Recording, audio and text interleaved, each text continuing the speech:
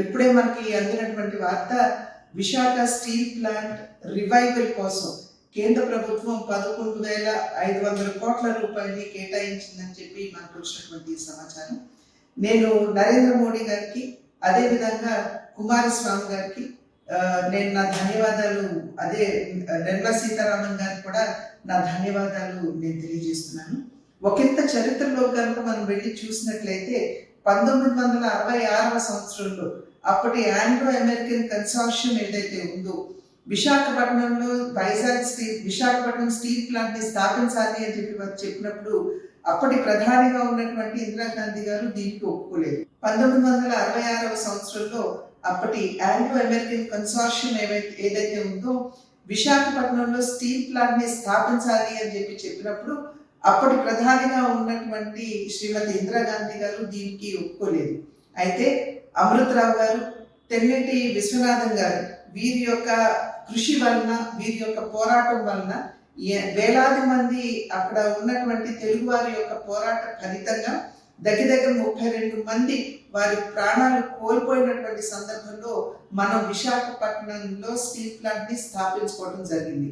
ఇవాళ చూసినట్లయితే దగ్గర 64 గ్రామాలు, వారి గ్రామాలని విశాఖపట్నం స్టీల్ ప్లాంట్ స్థాపనకి వారు అందించినటువంటి ఘన చరిత్ర మన విశాఖపట్నంలోని స్టీల్ ప్లాంట్కి ఉంది. ఆ నేపథ్యంలో ఎన్నో ఇబ్బందులు మన విశాఖ స్టీల్ ప్లాంట్ ఎదుర్కొంటున్నటువంటి సందర్భంలో అప్పుల ఊబిలో కూలిపోవడం దగ్గర నుండి వారికి క్యాప్టివ్ మైన్స్ లేకపోవడం వలన ఈ రోజున ఏ స్థితికి వచ్చిందంటే, చివరికి అక్కడ పనిచేసేటువంటి ఎంప్లాయీస్ కి కూడా సరైనటువంటి విధంగా వారికి జీతాలు ఇవ్వలేనటువంటి పరిస్థితి ఇవాళ విశాఖ స్టీల్ ప్లాంట్ లో ఏర్పడింది.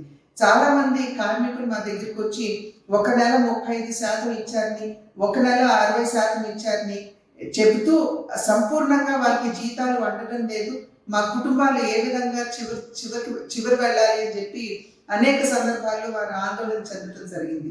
ఎప్పుడైతే ఈ విషయాలన్నీ మా దృష్టికి వచ్చాయో, ఎప్పటికప్పుడు మేము ఈ విషయాలన్నీ లేఖల మాధ్యమంగా నరేంద్ర మోడీ గారి దృష్టికి, అదేవిధంగా డెలిగేషన్ ని తీసుకుని వెళుతూ అక్కడ ఉన్నటువంటి పనిచేసేటువంటి కార్మికుల్ని సైతం డెలిగేషన్ గా తీసుకుని కుమారస్వామి గారి దగ్గరికి, నిర్మలా సీతారామన్ గారి దగ్గరికి, పీయూష్ గోయల్ గారి దగ్గర కూడా తీసుకుని వెళ్ళి అనేక సందర్భాల్లో వీరి ఎదుర్కొనేటువంటి ఇబ్బందులు ఇవన్నీ కూడా, అదేవిధంగా విశాఖపట్నం స్టీల్ ప్లాంట్ కి సంబంధించినటువంటి సమస్యలు కూడా వారందరి దృష్టికి తీసుకువెళ్ళడం జరిగింది.